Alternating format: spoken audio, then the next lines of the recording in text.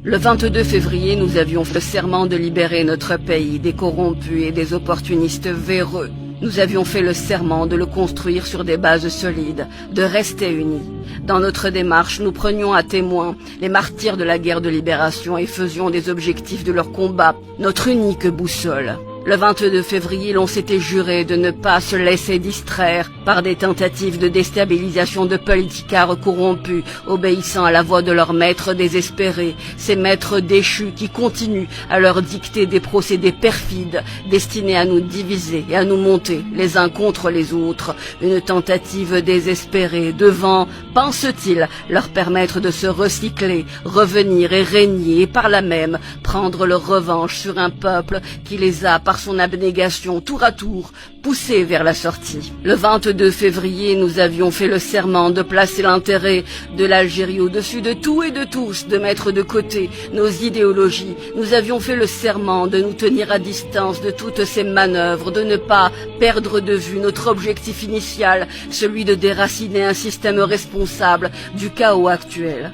Le 22 février, nous avions dit non au 5e mandat et à ceux qui voulaient vaille que vaille l'imposer, non à la corruption, non à une élection de façade, un refus que nous avions puisé du fond de nos entrailles. Et en chœur, nous répétions et sans cesse « Tahya al-Jazair » vive l'Algérie. Depuis, nous ne cessons de marquer sur nos carnets de lutte nos victoires succinctes que nous devons à cette union qui fait notre force.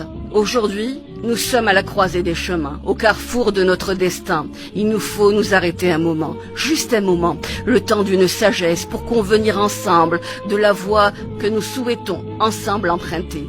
Convenir qu'à compter de ce 5 juillet, chaque vendredi devra être nourri sans cesse par la ferveur du 22 février.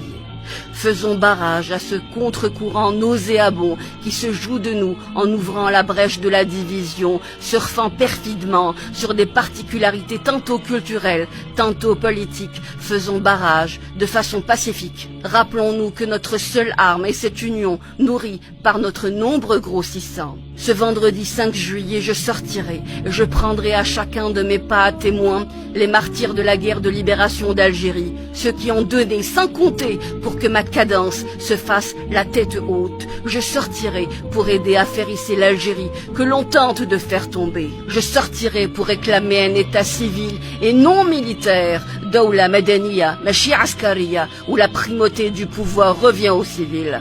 Ce vendredi 5 juillet, ensemble et unis, nous brandirons le drapeau national le plus haut possible devant les provocations quotidiennes. Ne soyons pas pris par nos émotions, mettons l'intérêt de l'Algérie au-dessus de tout.